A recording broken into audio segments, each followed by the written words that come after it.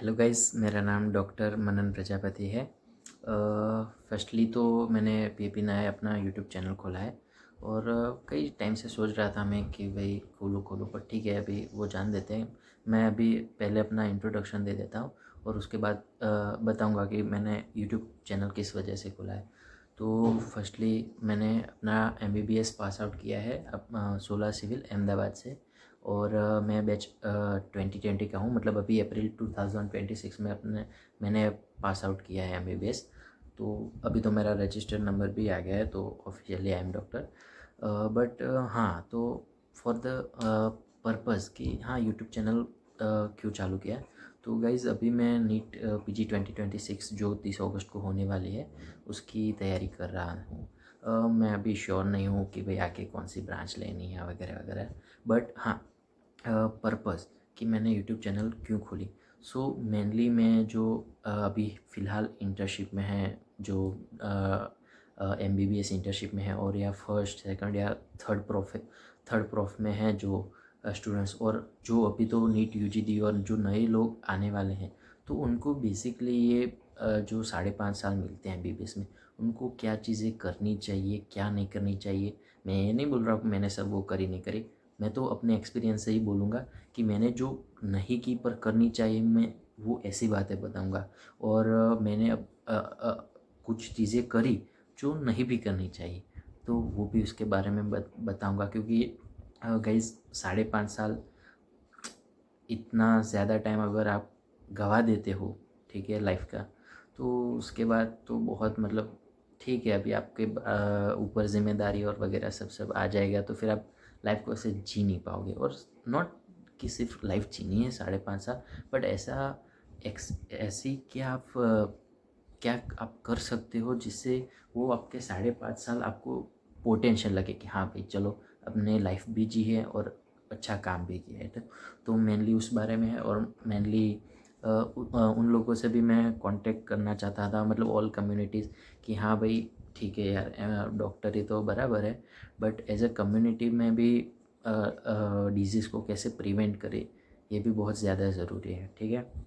अ, तो पहले शुरुआत करते हैं। मैंने अपना इंट्रोडक्शन तो दे दिया जर्नी के बारे में। तो फर्स्टली मैं बात करना चाहूँगा अभी जो डॉक्टर्स इंटर्नशिप कर रहे हैं, क्योंकि मेरी तो अभी ख़त्म हो गई और मेरे को पता चल गया कि हाँ भाई हमने बहुत कुछ गलत किया था, और कुछ सही कर दिया होता तो अभी ये जो एग्ज़ाम टाइम है उसमें काफ़ी कुछ अच्छा हो सकता था, होगा शायद, क्या पता। ठीक है, तो मेनली तो यही कि अभी जो इंटर्नशिप में है, मेरी उनसे जेन्युइन रिक्वेस्ट है कि भाई आपकी, हाँ वैसे आपको पता ही होगा हमारी जो है वहाँ पे इंटर्नशिप बहुत अच्छी खासी हो गई थी। पर होता है कि कई कॉलेजेस या हॉस्पिटल में इंटर्नशिप उतनी ठीक नहीं होती, तो उन लोगों को तो हम उसके बारे में हम बाद में बात करेंगे। पर जो जिनकी इंटर्नशिप में ज़्यादा वर्क लोड होता है, क्योंकि पेशेंट लोड ऑफ कोर्स होता है, वो मेन सिविल होती है, तो वो होता ही है, उसको आप डिनाई या अवॉइड नहीं कर सकते। बट ठीक है, पर तो उनको क्या करना चाहिए। ठीक है, तो इस कंडीशन में मैं ख़ास कहूँगा कि ऐसा मत सोचो कि पीजी पीजी पीजी नहीं, वो उतनी ही ज़रूरी है, पर इंटर्नशिप भी आपकी वो वो पीरियड है जहाँ पे आपको पता चलेगा कि हाँ भाई, एक्चुअल में जो रूरल एरियाज़ हैं इंडिया में, उनको बेसिक हेल्थ भी नहीं प्रॉपर मिल रही है, और उन्हें ही असली ज़रूरत है प्रॉपर हेल्थ सर्विसेज की। वो तो, और वो आप इंटर्नशिप में वो बेसिक टेक्निक है कि इंटर्नशिप में आप वो चीज़ें, काफ़ी नॉर्मल चीज़ें अच्छी करोगे, तो आप एटलीस्ट अपने फैमिली, अपने गांव वाले, आप अगर बिलोंग करते हैं, जैसे कि मैं भी एक गांव से बिलोंग करता हूँ, तो एटलीस्ट आप उनको तो यार सब करने ही चाहिए। वरना तो ठीक है भाई, वरना कोई मतलब ही नहीं है आपका एमबीबीएस का। ठीक है। हाँ, तो मैं ये कह रहा था कि रूरल एरियाज़ में तो आपको इंटर्नशिप में करना क्या है अभी जो, हाँ अभी मेन बात मैं इधर इधर की बहुत बातें कर रहा हूँ क्योंकि मेरा फर्स्ट टाइम है, ऑब्वियसली थोड़ा लंबा हो भी जाए वीडियो उसके लिए मैं माफ़ी चाहूँगा। हाँ, तो अभी जो भाई लोग इंटर्नशिप कर रहे हैं, खास की जिनकी ड्यूटीज़ बहुत है, भाई इंटर्नशिप करो शिद्दत से मतलब ऐसे नहीं कि फिर पूरा ड्यूटी ही करो, नहीं। पर मैंने सच बताऊं, झूठ नहीं बोलूँगा, मैंने क्या गलती की थी कि मैं इंटर्नशिप में मेरे को जो काम सौंपते थे, जो सीनियर रेसिडेंट होते थे, तो बस मैं उसमें ही लगा रहता था कि मैं पेशेंट का कैसे अच्छा करूँ। और उसमें मैंने, ठीक है अच्छी बात है, पर माइंड नहीं लगाता था। वो जो बोलते थे कि ऐसा करना है तो करना है, मेरे मन में कभी क्यों सवाल नहीं आया, जो कि बहुत ही गलत है, बहुत ही गलत है। ऐसी इंटर्नशिप का कोई मतलब नहीं अगर आपने क्यों नहीं पूछा। ठीक है, आप अभी इंटर्नशिप कर रहे हो तो जो भी कोई रेसिडेंट कोई काम सौंपे कि ये करते, तो पूछो कि ये क्यों, क्यों ज़रूरी। ये क्यों का अगर जवाब मिला तो ही आपकी असली जो क्लिनिकल है नॉलेज है वो बहुत सही होगी। और वो ये बहुत नहीं, ठीक है आपकी 8 घंटे या 12 घंटे की ड्यूटी होती है इंटर्नशिप में, कहीं तो 6 घंटे की भी होती है, ऐसा नहीं बोलूँगा। पर ऐसा नहीं है तो कि 12 घंटे आप देखो, एक सही चीज़ बताओ, तो आप 12 घंटे की ड्यूटी हो या 8 घंटे की ड्यूटी हो, तो वहाँ पे पढ़ाई आप भूल ही जाओ, मोस्टली भूल ही जाओ, सच्ची बता रहा हूँ। ठीक है, पर अब वहाँ पे आप क्या बेटर कर सकते हो। ठीक है, तो वहाँ पे आप अपने 8 घंटे कैसे इन्वेस्ट करोगे, वो कैसे करोगे, मैंने बोला एक बस ये क्यों पूछ के। किसी ने बोला कि हाँ, तो मैं ये कह रहा था कि एग्जांपल मैं आपको बताता हूँ कि भाई किसी रेसिडेंट, सीनियर रेसिडेंट ने आपको बोला कि भाई चल इसकी पेशेंट की फ़ाइल में ये ईसीजी एक्सरे वगैरह अटैच कर दे। तो आप क्या करते हो, फटाफट यही सोचते हो कि हाँ फटाफट ईसीजी एक्सरे अटैच करके फटाफट निकलो। बेसिकली मैं भी यही करता था, बट ऐसा ना करना बेटर होगा कि अगर एक्सरे ईसीजी अटैच कर रहे हो तो भाई देख लो एक बार कि क्या है, क्या आप उसको इंटरप्रेट कर सकते हो कि नहीं। अगर ये आप नहीं कर सकते हो तो आपको मैं लिख के बता दूं, अगर आपकी पीजी भी, मतलब ये इंटर्नशिप भी ख़त्म हो गई, आपने पीजी शायद क्लियर भी कर ली, आप हो सकते हैं बहुत अच्छे होनहार स्टूडेंट रहे हो 5 साल में, 5 साल तक ये एमबीबीएस में, तो कर भी लो। बट वो आपको इतना मज़ा नहीं आएगा क्योंकि आपको आपको आप अपने आप से कैसे झूठ बोलोगे। अपने अंदर को तो आपको पता ही होगा ना कि भाई मेरे को ईसीजी पढ़ना नहीं आता, मेरे को एक्सरे इंटरप्रेट करना नहीं आता। तो वो ही टाइम होता है, उस टाइम पे आप ड्यूटी के टाइम पढ़ तो नहीं सकते ऑब्वियसली। उससे बेटर है कि हाँ फाइल पढ़ो, क्या ट्रीटमेंट है, डायग्नोसिस करने के लिए कहाँ तक पहुँचे, और एटलीस्ट ये ना कर सको तो एटलीस्ट एक्सरे और ईसीजी तो होगा ही होगा, आप वो भी इंटरप्रेट कर लो ना, तो भाई बहुत सही हो जाएगा। ये तो मैंने एग्जांपल दे दिया, ठीक है। आप वैसे बहुत कुछ सीख सकते हो और आप बहुत ही, मतलब एमबीबीएस वालों को कुछ बोलने जैसा नहीं, बहुत सीख लेते हैं, ठीक है। बट ये मेरी तरफ से जेन्युइन सलाह कि बस दिमाग बंद करके आंखें खुली रख के काम करना, that is not good thing, okay.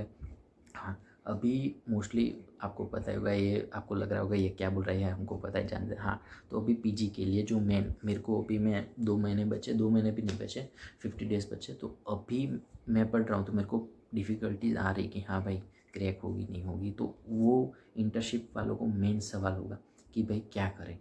ठीक है, इंटर्नशिप में ऐसा क्या करें कि कुछ कवर हो जाए। तो देखो, फर्स्टली तो मैं ऐसा प्रिज्यूम करता हूँ कि आपने अपने एमबीबीएस तो पास आउट किया है फाइनल ईयर तक, ठीक है। तो उसका मतलब कि आपको सब सब्जेक्ट के आईएमपी आपने किए होंगे तभी पास होगे टॉपिक्स, वरना तो कोई पास नहीं होता, ठीक है। पास करके आए हो इंटर्नशिप में, तो अब ये क्या कर सकते हो आप। तो मैं ऐसा प्रिज्यूम करूँगा कि आपने आईएमपी टॉपिक्स कर दिए, ठीक है। तो उसका मतलब कि आपका जो सब्जेक्ट का बेसिक होता है वो आपने किया हो, वरना आप एग्ज़ाम पास नहीं कर सकते। हाँ, कुछ सब्जेक्ट होंगे जो आपने छुए भी नहीं होंगे क्योंकि वो पास होने के लिए इम्पोर्टेंट नहीं है, पता है मेरे को, मैंने भी नहीं किए, ठीक है। पर उसके बाद में आते हैं, तो आपको इंटर्नशिप के दौरान क्या करना है। इंटर्नशिप में आप पढ़ने की बात छोड़ो, नहीं पढ़ सकते आप, फोकस किस पे करो, एमसीक्यूज़। और एमसीक्यूज़ भी कैसे, मेरे को पता है जो बहुत सारी ऐप आपने शायद वो एमएरोड एम्स प्रेप ली हो, ठीक है। तो उसमें सॉल्व किया, उसके नीचे की पढ़ी, नहीं नहीं नहीं, ये चीज़ नहीं, ये नहीं चीज़ करनी। खास मैं आपको जेन्युइनली बोल रहा हूँ, क्या करना हो कि आप एमसीक्यू सॉल्व करने, हाँ, तो मैं ये कह रहा था, सॉरी गाइस थोड़ा इंटरप्शन हो रहा है, आपको हो सकता है आपको वीडियो में पॉज़ आके वो मिले, क्योंकि घर पे हूँ तो थोड़ी बहुत रहती है। हाँ, तो इंटर्नशिप के बारे में बात कर रहा था मैं। अभी जल्दी अपना अपन ख़त्म करेंगे क्योंकि मेरे को भी पढ़ना है, अभी बहुत बाकी है। मैं आपको ज्ञान देने बैठ गया हूँ, पर ठीक है, अभी वो तो आपकी मर्ज़ी है, आपको सुनना ना सुनना, पर आई होप आपके काम में ही आए, इसलिए बता रहा हूँ। तो कॉन्सेप्ट के बारे में बात कर रहा था कि भाई कॉन्सेप्ट पे फोकस करना। अगर कॉन्सेप्ट नहीं है, नीट पीजी बहुत टफ है। मेरे को पता है, मेरे बहुत सीनियर जो बहुत अच्छी खासी मेहनत की थी, पर फिर भी उनका रैंक नहीं आ पाया, क्योंकि बेसिकली सब क्या करते हैं कि मैं पहले 19 सब्जेक्ट ख़त्म तो करूँ। भाई ये 19 सब्जेक्ट कभी भी ख़त्म नहीं होते, आपको पता है भाई, और वो भी 200 सवाल, मतलब आपको बहुत ही स्मार्ट वर्क करना पड़ता है, ठीक है। इसके बारे में हम मतलब धीरे धीरे स्ट्रेटजी बताएंगे, ठीक है। पर अभी जो इंटर्नशिप वालों के लिए स्ट्रेटजी खास, एमसीक्यू करो। पहले कहाँ से स्टार्ट करें? Previous year question most important. Previous year में भी कैसे सॉल्व करना है कि भाई, हाँ, आपको मैं एग्जांपल देता हूँ कि भाई मेरे ऐप में है कि हर साल का डिफरेंट प्रीवियस ईयर दिए हुए हैं हर सब्जेक्ट वाइज। तो आप क्या कर सकते हो, आप कोई भी स्ट्रेटजी अपना सकते हो, पर मैं जो रेकमेंड करूँगा कि आपको वो प्रीवियस ईयर खोलना है, वो सब्जेक्ट खोलना है कि चलो भाई एनाटॉमी है यार, कोई भी फाइनल ईयर का रिसेंट सब्जेक्ट है तो आप मेडिसिन खोल लो, ठीक है। उसमें 2025 की या 2021, हाँ, मोस्टली पेपर है ना 2021 टू 25 मैं कर रहा हूँ। आप 21 से ही स्टार्ट करना, क्योंकि जो 2018 से 2020 तक की जो पेपर थे वो 300 क्वेश्चन आते थे, 300 क्वेश्चन आते थे, आप समझ रहे हो। और उसके बाद 2021 से सिर्फ 200 क्वेश्चन ही आ रहे हैं, और अभी तो 180 हो गए, ठीक है। तो आप 2080 से 2020 की अभी ज़रूरत नहीं, आप 21 से स्टार्ट करो, 2021 से प्रीवियस है, ठीक है। उसमें एक MCQ आएगा, ठीक है। अब लेटेस्ट से कि पहले क्वेश्चन आया, रोड ट्रैफिक सर्जरी कर रहे हो आप, रोड ट्रैफिक एक्सीडेंट हो गया और वो कॉन्शियसनेस नहीं है, और आपको उसका एक्सरे का वो NCCT दिया हुआ है, ठीक है। और उसको आप उसमें आपको बाइकॉन्वेक्स लीजन दिया हुआ है, ठीक है। 4 ऑप्शन हो गए, EDH SEDH सब, रेगुलर हेमरेज, और कोई चौथा ऑप्शन होगा, ठीक है। अब दिक्कत कहाँ पे होती है? हाँ, तो मैं ये कह रहा था कि जो रोड ट्रैफिक एक्सीडेंट और by convex lesion in NCCT और उसके ऑप्शन हो गए, तो ठीक है। आप बेसिकली मान लो अगर कि आपको ये कॉन्सेप्ट पता है तो आपको पता ही होगा बाई कॉन्वेक्स लीजन और लेंस शेप लीजन वो EDH में होता है, तो आपका आंसर सही है, ठीक है। इसका मतलब आप गेस कर लो कि आपको ये कॉन्सेप्ट आता है और आप आगे चलो। पर अगर आपने मानो कि ऑप्शन SDH सब ड्यूरल हेमेटोमा कर दिया, ठीक है, तो इसका मतलब क्या होता है कि आपको ये कंसेप्ट नहीं पता है, ठीक है। तो फिर क्या करो कि वो आप अपने एक छोटी पॉकेट डायरी रखो या कुछ भी, मतलब नोट कर लो कि हाँ भाई, अपने को ये जो हेमेटोमा इन क्रेनियल कैविटी या कुछ भी आप बोल सकते हो, वो अपना कॉन्सेप्ट कच्चा है, ठीक है। तो उसके बाद क्या करो, ऐसे टॉपिक्स नोट रखो, फिर जब भी आपको इंटर्नशिप में छुट्टी मिलती है, ऐसा नहीं मिलती है, तो उस टाइम के आप ये पूरा कॉन्सेप्ट क्लियर करो कि भाई एक्चुअली क्या होता है, कि EDH में क्या होता है, SDH में। ऐसा नहीं कि सिर्फ पढ़ लो, ऐसा पढ़ो कि भाई आपको कोई भी एक वर्ड भी नहीं पता चल रहा है कि भाई, एक मेरे को अभी हुआ कि वो वर्ड नहीं पता था कि भाई ये can cross suture line, can not cross suture line, can cross mid line, ये सब क्या है, मैं सिर्फ रट्टे मारा था, पर फिर भी मेरे को ये टॉपिक्स में सवाल गलत ही हो रहा है। तो भाई ये एक एक वर्ड के अंदर कॉन्सेप्ट खोजो, क्योंकि ये मोस्ट टाइम पे आप प्रीवियस ईयर कर रहे हो, मतलब ये क्वेश्चन आएंगे आपके लिए, तो मतलब कि ये आपको कंसेप्ट आएंगे, आप उस कंसेप्ट को प्रॉपर क्लियर करो कि दूसरी बार अगर इस कंसेप्ट में सवाल आया, करनी गलत होना चाहिए। बस यही करना है, सिंपल, जो मैंने नहीं किया था अभी, इसलिए मेरे को बहुत पढ़ना बाकी है, इसलिए मैं अभी फटाफट ख़त्म कर रहा हूँ वीडियो आज का। मतलब फिर आपको फिर से अगर आपका लोगों का अच्छा रिस्पॉन्स होगा तो आगे वीडियो बनाऊँगा। बट हाँ, मेरे को यही कहना था भाई इंटर्न वालों से, इंटर्न बैच से, कि हाँ, कंसेप्ट पे खास फोकस करो। ऐसा कंसेप्ट में न्यूमोथोरेक्स की बात कर सकता हूँ, बहुत सारे टॉपिक है कि रिपीटेडली आस्क होते हैं, रिपीटेडली और कंपलसरी। क्योंकि अगर ये रिपीटेडली आस्क सवाल में आपका गलत हुआ ना, तो फिर ठीक है, लोग आपसे आगे निकल ही जाएंगे, और ये गलत होने भी नहीं चाहिए, क्योंकि एज मच एज क्लिनिकली ये सब इंपॉर्टेंट टॉपिक है। बहुत किस्से आते हैं, रोड ट्रैफिक एक्सीडेंट और हेमेटोमा, ठीक है। तो अगर ये आपको नहीं पता है ना, तो ऐसा नहीं बोलूँगा कि आप कुछ ठीक नहीं कर रहे, पर आप पीछे हैं, ऑफ कोर्स पीछे, ठीक है। तो मेरी ये जेन्युइन सलाह है कि कंसेप्ट को फोकस करा।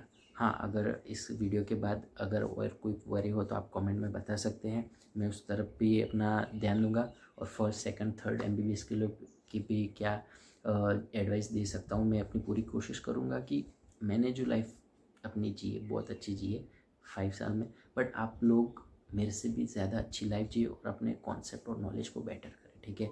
और बस यही, अभी तो मैं इंटर वालों को बेस्ट ऑफ लक नहीं बोलूँगा क्योंकि मेरे खुद के भी नीट देनी है, बट आई होप आप ऑल डूइंग वेल। और बहुत अच्छी खासी इंटर्नशिप, बहुत अच्छा पीरियड है, मज़े करो, पर फिर साथ में कंसेप्ट का भी ध्यान रखो, ठीक है। कोई क्वेरी हो तो मेरे को कमेंट कीजिए, I will appreciate and thank you all for your support. Bye.